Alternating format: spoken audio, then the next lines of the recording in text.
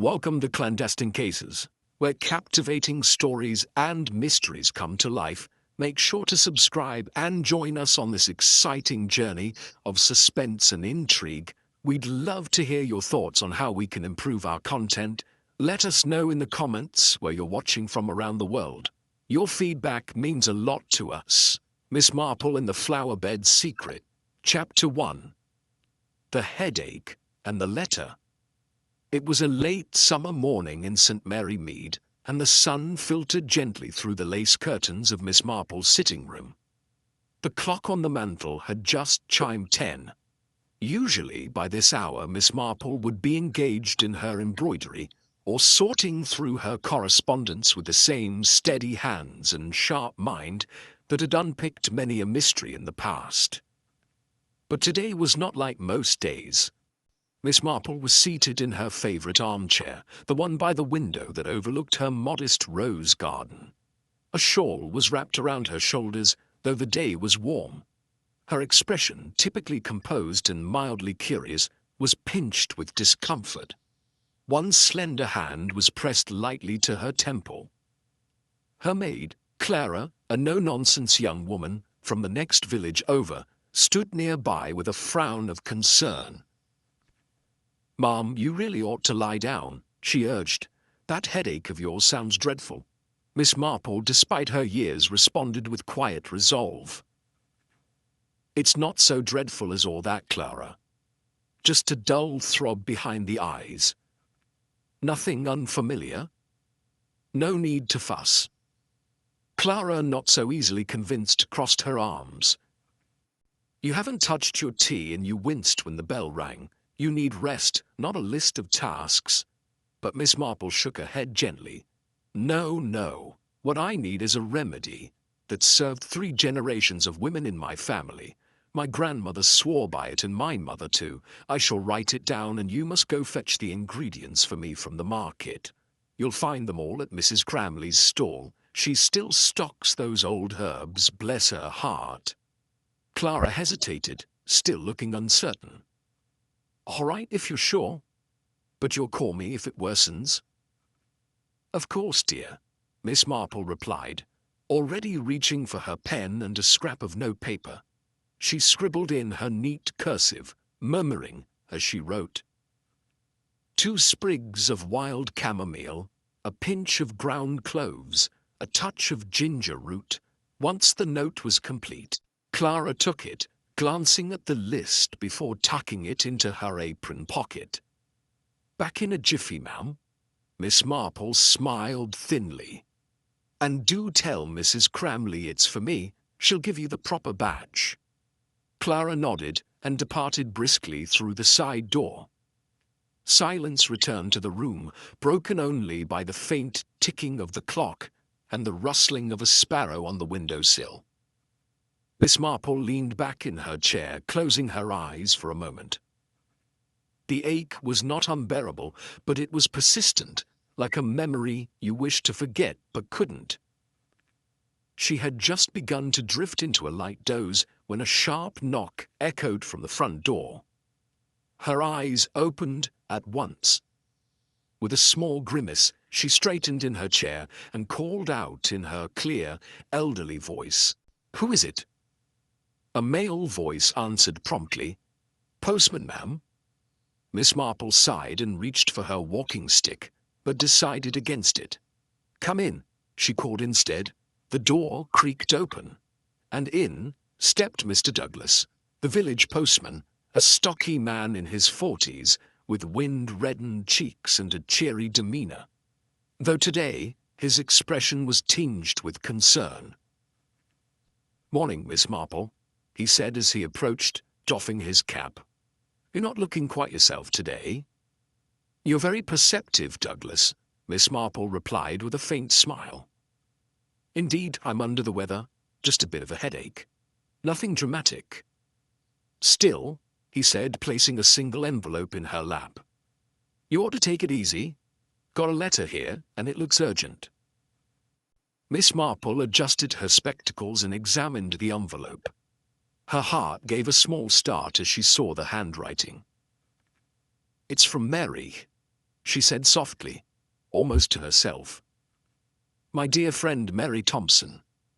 We were in school together, haven't heard from her in ages. She opened the envelope delicately, unfolded the sheet inside, and began to read. Her blue eyes scanned the page rapidly, and with each line, her expression shifted from mild surprise to deep concern. The letter read, Marple, I'm very worried. Please come immediately. My daughter and I have rented a new house, but something about it feels very strange and unsettling. I can't quite explain it in writing, but noises, shadows, odd happenings. The place doesn't feel right. Please, I need you here. I trust your mind more than any inspector's badge. Yours, Mary. Miss Marple folded the letter with care and looked up at the postman, her headache momentarily forgotten. Thank you, Douglas, she said, her voice composed but distant. This is most helpful, and I dare say it's time I packed a small case. The postman, sensing a change in her tone, raised a brow. Everything all right, miss? I hope so, she said vaguely. But one never knows, do they? He nodded and let himself out, quietly closing the door behind him. No sooner had he gone than Clara returned, her cheeks flushed from the walk, and her basket full. Got it all, Mum, she announced, holding out a small packet of wrapped herbs and a bottle, with Mrs. Cramley's familiar label. Miss Marple took the items gratefully. Quickly, Clara, I'll need a glass of water. I must leave shortly. Something urgent has come up. Clara blinked. You're leaving, but you're unwell. I was, Miss Marple said, measuring out the contents of the remedy with practiced precision. But one doesn't ignore a friend in need. Mary's in trouble. Real trouble, if I'm not mistaken. And if I know anything about Mary, she wouldn't write in such a state unless she meant every word. Clara fetched the water and hovered nervously as Miss Marple drank the bitter concoction with a wrinkled nose and resolute jaw.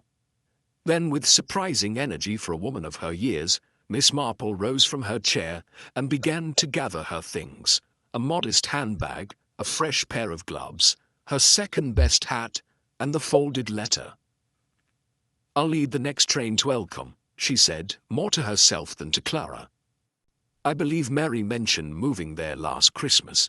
But, miss, what if your headache returns? Miss Marple turned at the door and smiled kindly. If it does, Clara, I'll remind it that duty comes first.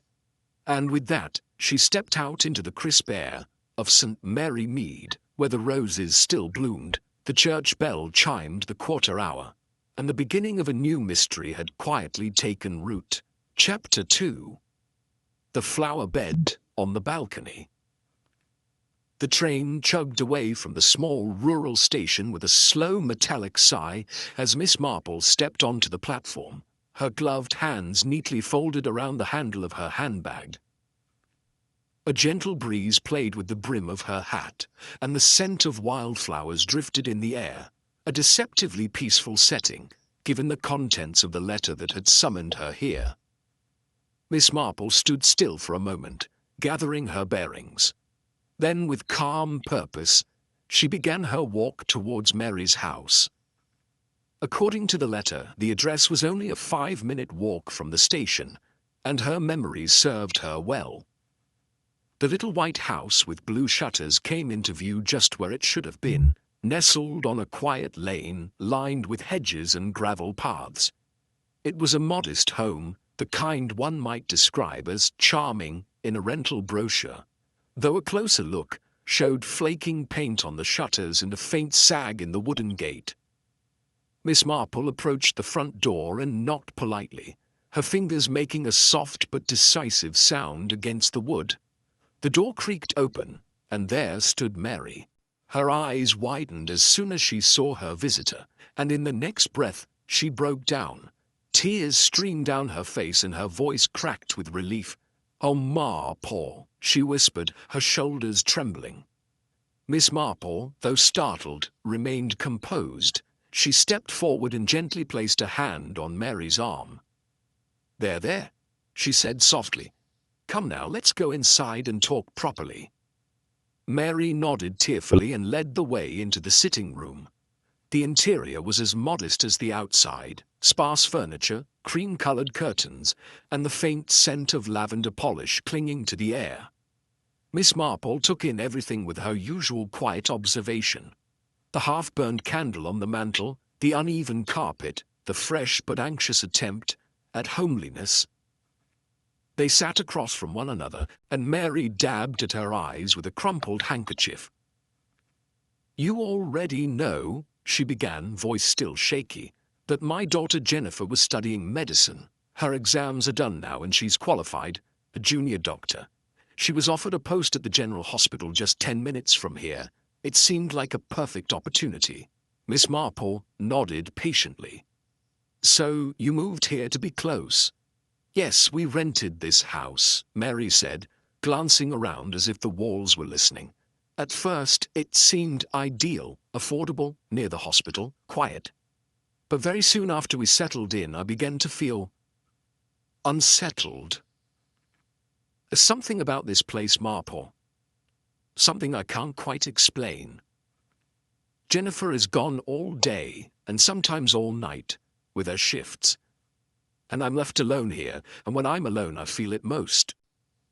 Miss Marple leaned forward slightly. "Feel what exactly?" Mary hesitated, then stood. "Come with me, I'll show you." She led Miss Marple through the narrow hallway and out onto its small balcony at the back of the house.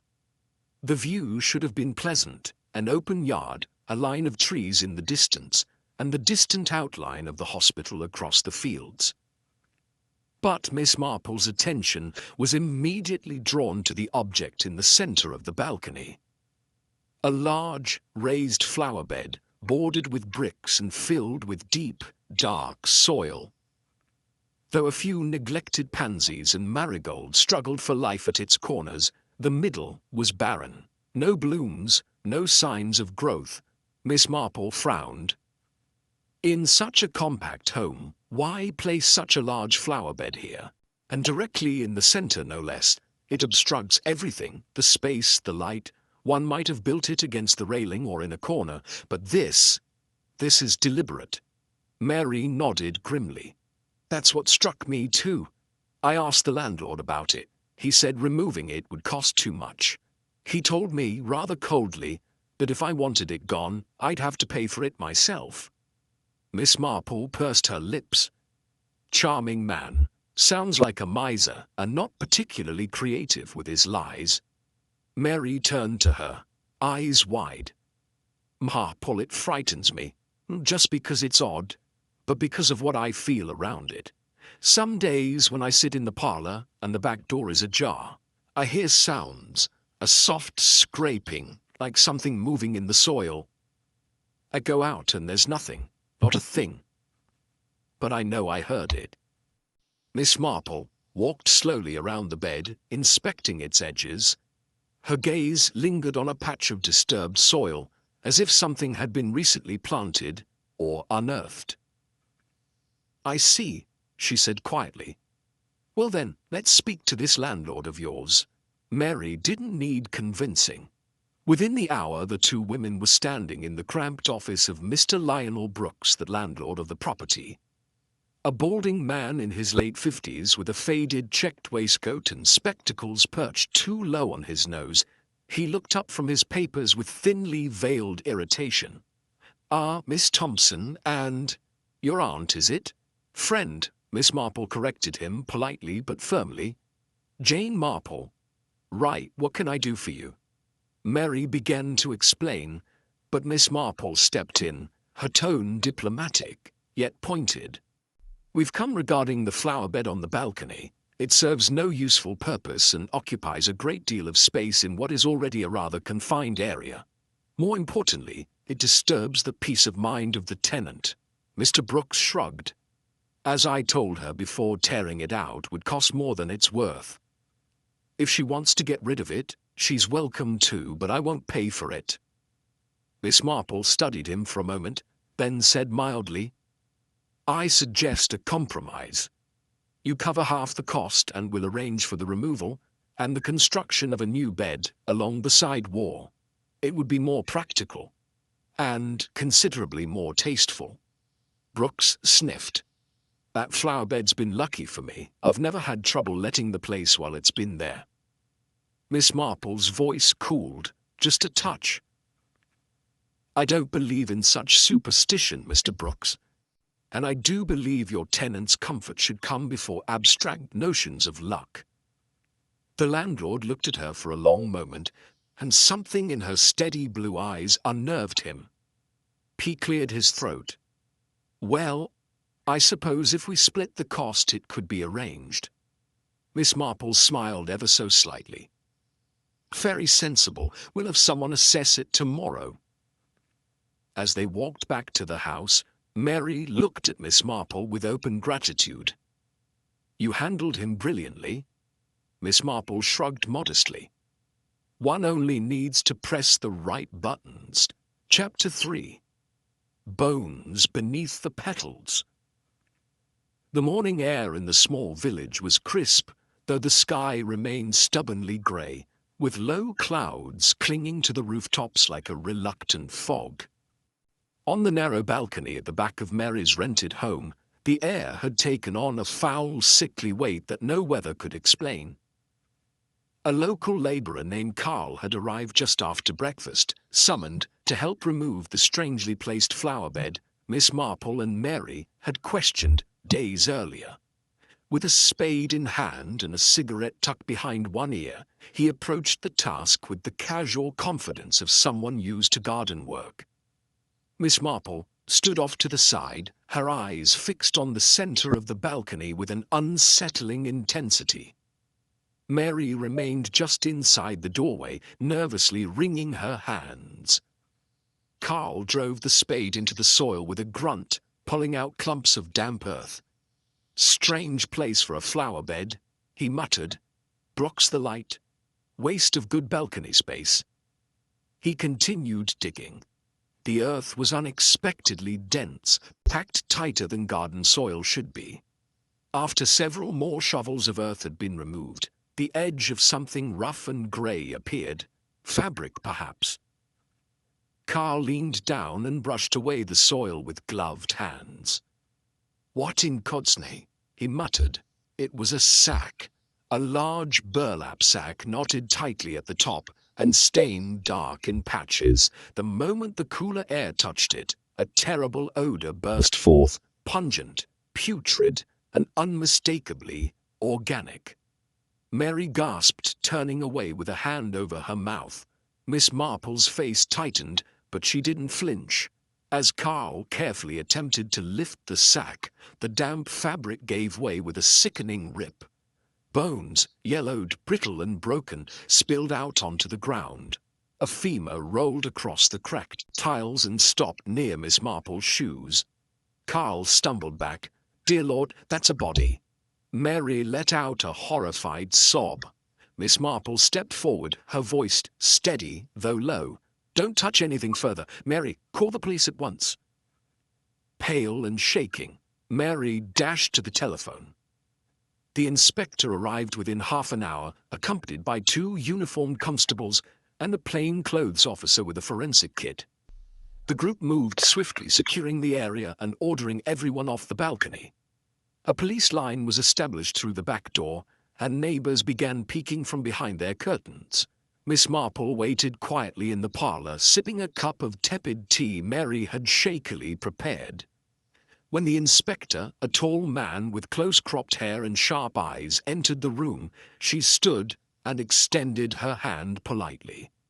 Inspector, I'm Miss Jane Marple. I believe Mary already called this in, but I would be glad to provide more context. The inspector nodded, noting her composed demeanour. Please do. Miss Marple gestured for him to sit. Mary Thompson is a long-time friend of mine. She moved into this property with her daughter Jennifer. The flower bed on the balcony appeared highly unusual. Its size, placement, and condition were all inconsistent with ordinary use. We received reluctant permission from the landlord to have it removed. It was during that removal that your men discovered the remains. I see, the inspector said thoughtfully. And the landlord? His name is Leo. He should be contacted at once. The police did just that. Leo arrived not long after, his shirt unbuttoned at the collar, sweat glistening on his brow despite the cool day. The moment he saw the police tape, he paled. The inspector wasted no time. Mr. Leo, I understand you own this property. What can you tell me about that flower bed? Leo shifted uncomfortably. Look, I've been renting this place for years. I don't really keep track of every detail. I just come around once a month to collect the rent. But the flower bed, the inspector pressed. Did you build it? Do you know who did? Leo scratched his neck, avoiding eye contact. Not me. It was already there when the last tenants left. That would have been, 3 years ago? There were 2 men living here then, John and Smith. Smith was John's nephew, but you wouldn't know it. Hardly a year or 2 between them. They got along like friends, kept to themselves mostly, paid rent on time. Miss Marple, who had been silent until now, spoke gently. Do you recall how or why they left? Leo nodded. Smith said they both got jobs in the city, came by one afternoon, said they'd be moving out, no fuss, just packed up and left. Though the inspector narrowed his eyes. The what? Well, Smith was an odd fellow. He had a fascination with magic, or the occult, or something like that. Always reading strange books, a bit of a loner. 2 days before they left, he built that flower bed. I didn't know about it until he was done. He told me, swore to me that it was a gift, said the flower bed would bring me luck, that the house would never sit empty. And did you believe him? The inspector asked, one brow raised. Leo gave a nervous laugh. I don't know, I thought he was a nutter, honestly, but I didn't question it. It was a flower bed, didn't seem worth the trouble. Miss Marple leaned forward slightly. Did anyone else live here after John and Smith? Leo nodded again. Yes, a young couple with a baby, stayed for about 6 months. The inspector took out his notepad.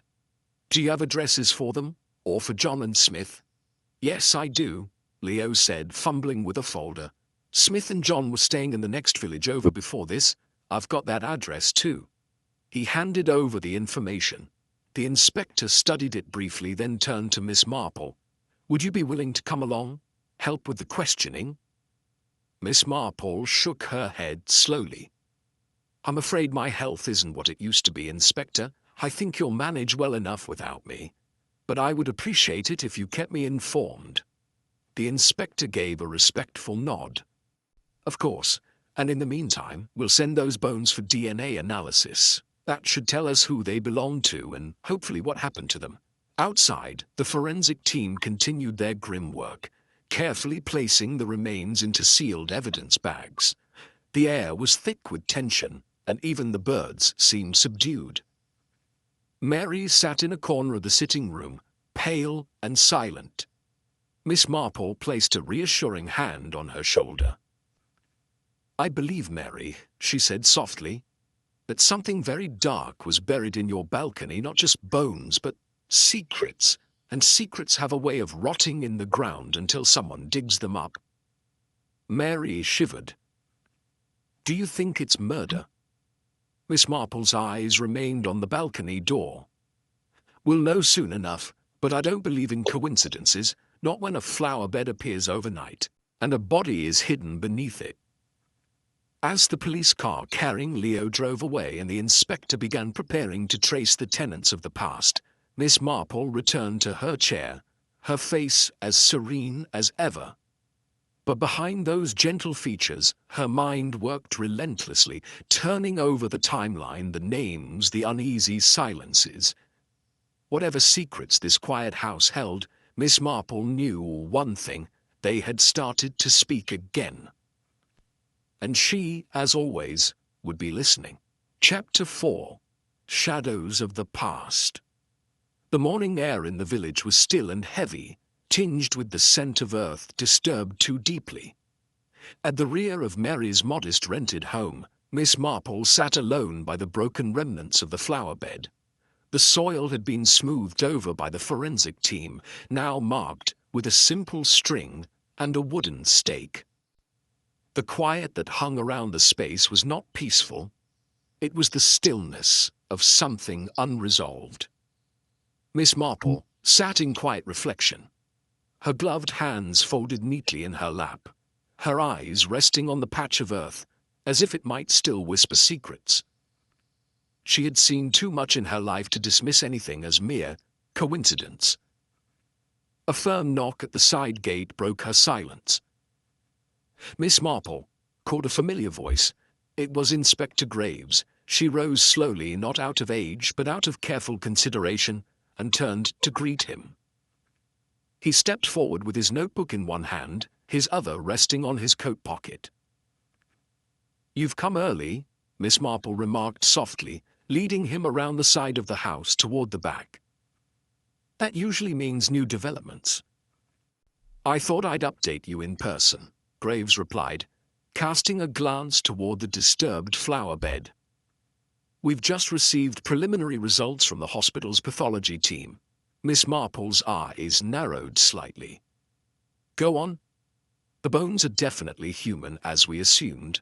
They belong to a male, most likely between the ages of 25 and 30.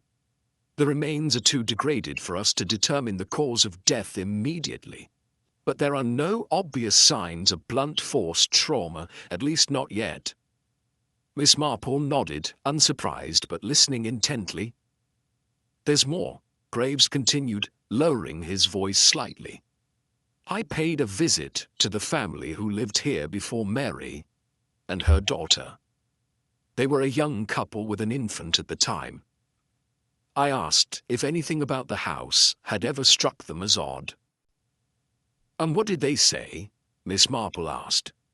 "They said the flower bed always made them feel uneasy. The husband told me that whenever they stepped onto the balcony, it felt like something was off. He said their dog used to growl at it. Wouldn't go near it. Eventually, the wife refused to set foot on the balcony at all. That's what drove them to leave."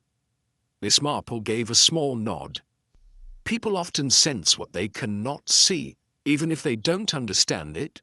The inspector looked slightly unsettled by her calm certainty, but pressed on. "I also followed up on our earlier lead. I met with the families of John and Smith, the two men who lived here before that couple. They haven't heard from either of them in over 3 years. Not a letter, not a phone call, nothing." 3 years, Miss Marple murmured, as though tasting the weight of the number. Graves took a seat beside her on the small garden bench. Their families assumed they had just moved on, drifted away. But about 6 months after the last contact, both families grew worried. They filed missing persons reports. Local police did what they could, but there was no trace, no bank activity, no employment records, no sightings. They vanished. Miss Marple turned to him with that gentle but razor-sharp gaze of hers. "And did you ask them where John and Smith worked?" "I did," the inspector said, flipping through his notes. "Both of them were employed at a nearby manufacturing firm. Arkwell Instruments. It's about 4 miles from here. An old warehouse converted into a precision engineering facility. They worked in the maintenance division. And their jobs, were they shift-based?" "Yes. Night shifts, mostly. The company kept quiet about it at the time, but apparently there had been complaints from the two about some kind of internal dispute. Nothing formal, just minor disagreements. The families didn't think much of it." Miss Marple's fingers drummed lightly on the arm of the bench. "You should go there, Inspector. Speak to their manager, ask who last saw them, ask if anyone else left unexpectedly. Sometimes it's what people don't say that's most revealing." Graves exhaled. "You know, Miss Marple, I've worked with Scotland Yard for over a decade, and yet I've never met anyone who can see so much in the spaces between facts." She gave a faint smile. "It's the knitting that teaches you. One loose thread, and everything unravels. This flower bed is the thread, Inspector. We just haven't yet pulled it far enough." There was a moment of silence between them, broken only by the faint rustling of the leaves above. Graves stood. "I'll pay a visit to Arkwell Instruments this afternoon. If there's anything there, I'll find it." Miss Marple looked up at him with a touch of warmth in her eyes. "Be mindful of what they choose to remember. That will tell you everything." As the inspector left, Mary stepped onto the balcony with 2 cups of tea, her face pale but composed. She handed one to Miss Marple and sat beside her. "Did he say anything new?" Mary asked softly. Miss Marple nodded. "Yes, the bones belong to a man in his late 20s. And both of the men who lived here before your previous tenants, John and Smith, disappeared around the same time that flower bed was built." The flower bed no longer looked like a simple oddity. It had become a grave, and as Miss Marple knew better than most, graves rarely stay silent for long. Somewhere, someone still remembered what had happened, and perhaps feared that it was now being uncovered. And that was always the most dangerous stage of a mystery, the moment it begins to wake. Chapter 5. The Missing Resignation. 2 days had passed since Inspector Graves had last spoken to Miss Marple. The unease surrounding the discovery of human remains beneath the flower bed had not lessened. If anything, the mystery had thickened, spreading like a creeping fog over every detail of John and Smith's pasts. It was a little after noon when the inspector returned to Mary's rented house. He found Miss Marple, as usual, seated by the window overlooking the garden. A small notebook lay beside her teacup, and her knitting needles rested idly in her lap. She looked up with her usual calm curiosity as he entered. "You've been busy," she said with a small nod. Graves gave a tired but purposeful smile and took the seat across from her. "Yes, and I've come with more threads to unravel." "Let's hear them," Miss Marple said, folding her hands gently. "I went to the company where John and Smith used to work," the inspector began. "It's a small manufacturing unit, Arkwell Instruments. I asked to speak to the manager, Mr. Kelman.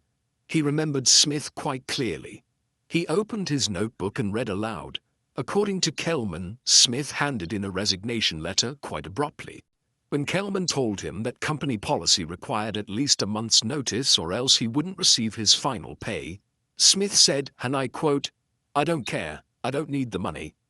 Miss Marple raised an eyebrow. "Odd.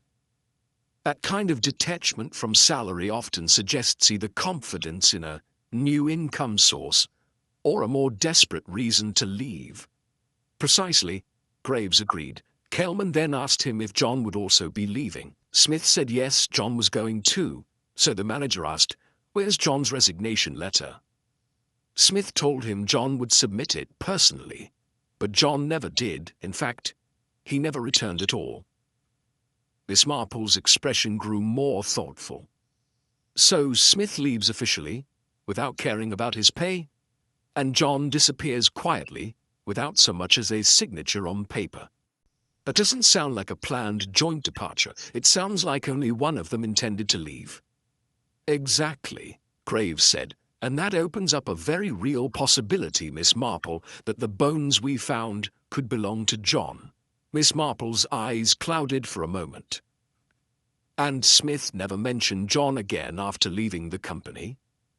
"No," the inspector said. "Nothing at all.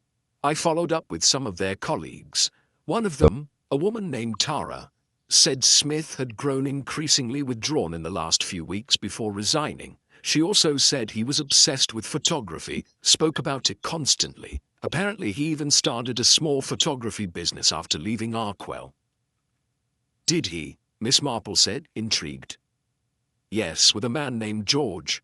The two of them tried to run a photo studio in town, but the business folded in under 2 months. No formal closure, just vanished."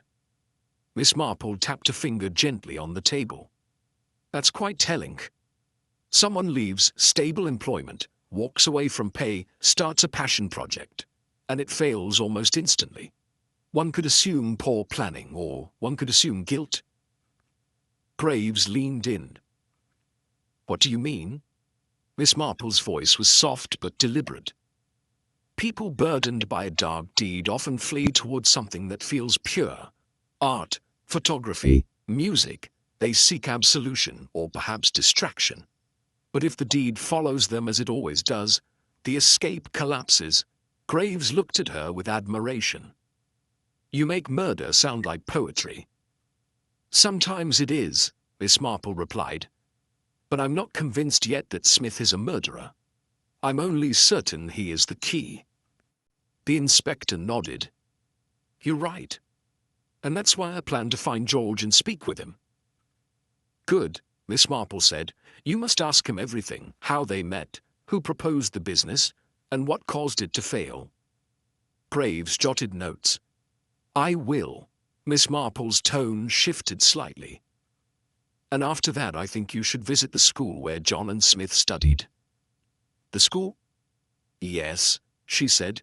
You'd be surprised how many secrets begin in adolescence. Rivalries, bonds, resentments.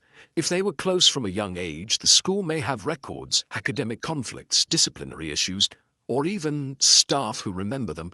Especially if Smith had a darker temperament, it may have been visible early on. I hadn't thought of that, Graves admitted. I'll go there after I find George. Miss Marple gave a small, satisfied smile.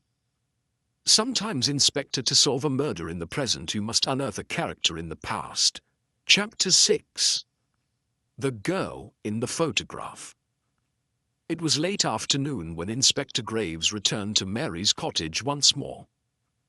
The shadows on the garden wall stretched long and thin, and the broken flower bed in the balcony still held a quiet menace, even though the bones it once harbored had been taken away. Miss Marple, seated as always in the small parlour with her embroidery half finished, looked up as the inspector entered. The sharp glint in her eyes revealed she had been expecting him. You've been to see George, she said without preamble. Graves removed his coat and sat down. Yes, and it was quite the conversation. He opened his notebook, but he didn't need it. His memory, sharpened by the twists of the case, was clear. I asked George why the photography business he started with Smith ended so suddenly. He didn't hesitate. He said, Smith was unstable, a strange fellow, he barely did any work. All he cared about was his girlfriend Ethel. Spent all the money we made on her. I was the one doing the sessions, developing prints, keeping the accounts. He just talked big and vanished. When it was time to actually run the place, Miss Marple raised her eyebrows. Ethel, she echoed. So Smith had a girlfriend? Indeed, the inspector said. That's when I decided to dig a little deeper. I went to the school where Smith and John studied. The staff there were helpful. They confirmed that Ethel was indeed a schoolmate of Smith's, his close friend apparently, from quite early on. The sort of attachment that tends to spark teenage conflict. He flipped to a page in his notebook. They told me Smith got into several fights with boys at school, all over Ethel. She seemed to have drawn a lot of attention, and Smith, being possessive, reacted poorly. Miss Marple sipped her tea quietly, letting the information settle. And John? Was he involved in any of these incidents? No, Graves replied. In fact, there was a 1-year gap between the two. Smith was in the senior class, John was in the class below. But from what I gathered, John looked up to Smith a great deal. Some of the teachers recalled them being close, almost inseparable outside the classroom. Though interestingly, one teacher mentioned a falling out between them just before they left school. No one knew why. Miss Marple's fingers paused over her embroidery thread. Friendships that turn sour in youth often have long shadows, and when love is involved. Exactly, Graves said. I didn't stop there. I spoke to several locals from the neighborhood where the two lived before moving into the rented house. A few elderly residents remembered them. They said they had often seen John and Smith together, sometimes with a young woman. He leaned forward. I asked them for descriptions, and from what they said, I believe that young woman may have been Ethel. Miss Marple nodded slowly, her face thoughtful. Then she may very well be the key. If she was close to Smith and perhaps also to John, she may know what happened to them. That's what I was thinking too, Graves agreed. Especially considering that no one has heard from either man in 3 years. If Ethel is still around, she might be the only one who can tell us whether Smith fled, or whether he lies buried under that flower bed. Miss Marple put down her cup. You must find her, Inspector, but tread carefully. If she's hiding something, she may already be thinking of ways to cover it up. Graves stood. I'll get to work on it immediately. I've already asked the local council offices for any recent records, property, employment, even clinic visits under her name. With luck, something will turn up. He reached for his coat, then hesitated. There's one more thing. I need to stop by the hospital. The DNA report on the bones has arrived. I'm going to collect it now. Miss Marple looked up, her expression composed, but her voice held a hint of steel. That report may tell us who the victim is, but it won't tell us why. True, Graves said quietly. But it will help us narrow the story. He paused at the door. You're still convinced this wasn't random? Quite, Miss Marple said firmly. No one buries a body beneath a flower bed on a balcony unless they're hiding something very personal. I believe whoever is responsible knew the victim intimately and may still be within reach. The inspector gave her a short nod. I'll return as soon as I have something. I have. Chapter 7. Truths Beneath the Surface. The late morning light filtered softly through the windows of Mary's sitting room, casting a warm glow over the tea table where Miss Marple sat, wrapped in her pale blue shawl. Though her expression was composed, the fine lines around her eyes were drawn tighter than usual. The weight of what was to come hung in the room like a gathering storm. There was a knock at the door. Steady, deliberate. Mary peeked out from the hallway and opened it. Inspector Graves stepped in, hat in hand, his face solemn. Miss Marple, he greeted, a DNA forensic report is back. She folded her hands neatly in her lap. And, it's confirmed, he said quietly. The bones we found under the flower bed, they belong to John, there's no doubt about it now. For a long moment there was silence. Miss Marple closed her eyes briefly, then nodded. Thank you for telling me in person. The inspector continued. There's more. I found information on Ethel. She's currently employed as a manager at Bexley & Company, just outside the village. I was planning to visit her shortly. Miss Marple's eyes opened, alert. Wait, I'll come with you. Graves looked surprised. Are you sure? Last time? My health is better today, she said firmly. And I have questions of my own for Miss Ethel. They departed together in the inspector's car, the winding roads flanked by yellowing hedges and the occasional glimpse of grazing sheep. The countryside rolled past, serene and indifferent, belying the sharp current of tension running beneath their journey. Bexley & Company was a small but smart-looking administrative office nestled behind a neat row of shops. The receptionist, after checking the schedule, escorted them to a glass-paneled office, where Ethel sat behind a polished desk, tapping on a computer keyboard. She looked up, her expression neutral. She was a well-dressed young woman of about 28, with clear, composed features and a professional bearing. Yes? She asked, rising courteously. Miss Ethel, Inspector Graves said, I'm Inspector Graves from the local police. This is Miss Jane Marple. We'd like to speak with you for a few minutes. Ethel gestured for them to sit. Of course. What is this about? Miss Marple was the first to speak. Do you know two young men by the names of John and Smith? Ethel nodded slowly. Yes. I do. Smith was my friend. We were even engaged, actually. And John, well, he was part of the same circle. Were you close to both of them? Graves asked, his tone even. I was close to Smith, she replied carefully. John was more of a friend, like a brother, really. Miss Marple's sharp eyes noticed the glint of a ring on Ethel's left hand. Simple gold, modest, but unmistakably worn on the engagement finger. She leaned forward slightly. Are you still waiting for Smith? Ethel blinked, then followed Miss Marple's gaze to the ring. She gave a soft, short laugh. Oh, this? Number, I just wear it for fashion now. We were engaged, yes, but that was 3 years ago. He and John disappeared not long after. I tried to find Smith, but he vanished. Miss Marple's voice remained gentle but firm. Several people have said they saw you with both John and Smith on multiple occasions.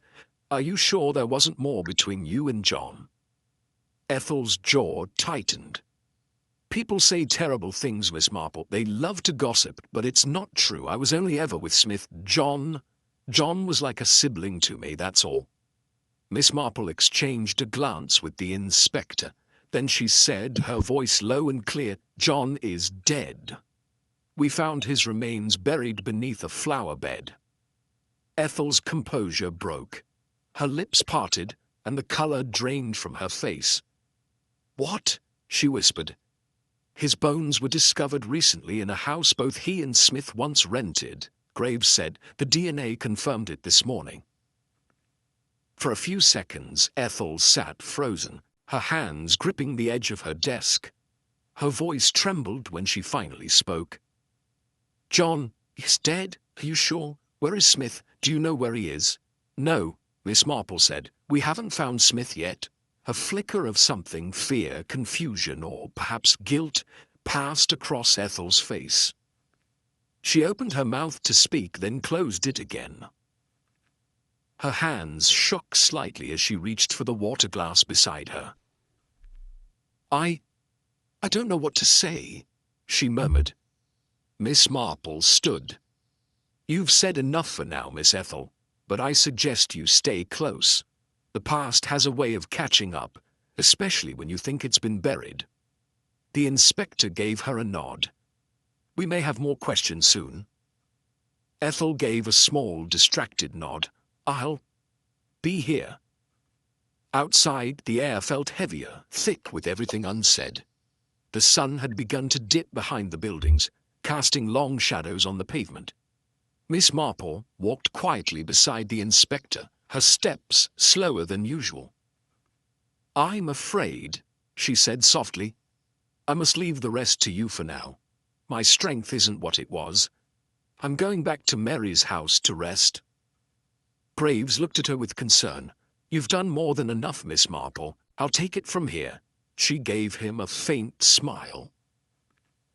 Do find Smith, Inspector, because one of two things is true. Either he vanished to escape something, or someone helped him vanish after doing something unforgivable. The inspector watched her walk slowly back toward the car, her small figure framed by the fading light. For all her age and apparent frailty, Jane Marple moved like someone who had seen far more than she'd let on, and understood it all more deeply than most ever would. As the engine purred to life and took her back through the quiet countryside, Miss Marple sat in silence, her thoughts turning over every detail of the visit. A dead man, a vanished fiancé, and a woman wearing a ring for no one. The threads were tightening, and the truth, at last, was beginning to emerge. Chapter 8. The Truth in the Parlour.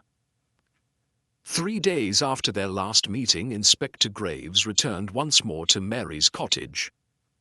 The wind had picked up slightly, rustling the leaves outside and brushing faint patterns against the window panes. Miss Marple sat in the parlour, her shawl draped over her shoulders, her eyes sharp and attentive as ever.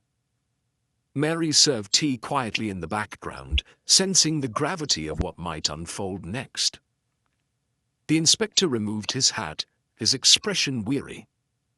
"We still haven't been able to find any information about Smith. It's as though he vanished." Miss Marple looked up with serene certainty. "That's because you're not looking in the right place. I know where Smith is." The room stilled. Graves, caught off guard, blinked. "You do? Where?" "Take me to Ethel's house," Miss Marple said calmly, folding her hands in her lap. "And bring the landlord, Leo, with you." The inspector's brows furrowed. "Leo?" "Yes," she replied. "There's something he needs to hear." Without delay, Graves gathered a small police unit. Within an hour, he, Miss Marple, Leo, and 2 uniformed officers were en route to Ethel's modest residence in the nearby village of Wexcombe. The skies above were brooding, layered with thick grey clouds, as if nature itself anticipated what was about to be revealed. The car pulled up in front of a 2-story brick house with neatly trimmed hedges. Curtains twitched inside.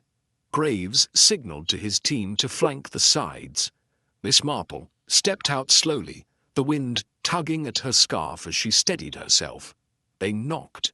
Footsteps approached from within. A man opened the door. He was in his early 30s, unshaven and wearing a casual shirt. The moment his eyes met the police uniforms, panic overtook him. Without a word, he bolted. "Stop!" Graves shouted. The man raced down the garden path, but he didn't get far. 2 officers tackled him to the ground before he reached the corner of the street. Graves strode up, panting slightly. "Why were you trying to run?" Miss Marple stepped forward, her voice unwavering. "Because this man is Smith, and he knows the truth of his crime can't stay buried much longer." The man, breathing heavily, tried to maintain composure. "What crime?" "I haven't done anything." Miss Marple looked him straight in the eye. "You murdered your nephew, John, and buried him under the flower bed at the house you once rented. To cover your tracks, you told the landlord, Leo, that the flower bed would bring good luck, and that it was a gift to him." Leo, who had stood quietly until now, gasped. "You said it would bring tenants, that it would keep the house prosperous." Miss Marple turned to Leo. "When Smith returned the house keys to you after moving out, was John with him?" Leo hesitated. No, John wasn't there. I assumed he had already left." Miss Marple nodded. "That's because Smith had already killed him. John never left. He was buried there, under the flower bed you thought was lucky." Smith's face twisted in resistance. "That's not true. I didn't kill anyone." Miss Marple was undeterred. "Your school records paint a clear picture of your temperament. Short-tempered, obsessive, possessive, especially over Ethel. You saw John developing feelings for her. Perhaps she returned those feelings even slightly. And you couldn't bear it." She paused. "You were possessive of her even back then. You fought boys in school because of her. And 3 years ago you eliminated what you perceived as a threat, your own nephew." "I told you," Smith snapped. "I didn't kill him." Graves, arms crossed, turned to Miss Marple. "We'll investigate further. But tell me, how did you know Smith was at Ethel's house?" Miss Marple smiled gently. "When we visited Ethel earlier, I noticed she was still wearing the engagement ring Smith gave her 3 years ago. No one wears a ring that long, especially not one tied to a man who has disappeared, unless they're still emotionally or physically connected to that person." She continued. "Ethel said she wore it for fashion. But it was more than that. Her body language, her discomfort, it told me she was hiding something. And so I concluded Smith had never really left. He was hiding in plain sight with the only person he thought would still protect him." Ethel, who had emerged during the commotion, stood frozen in her doorway. "Ethel," Miss Marple said gently, Would you like to tell the truth now? Ethel's lips trembled. Her eyes darted between Smith, the police, and Miss Marple. I didn't kill John, she said, her voice cracking. He was like a brother to me.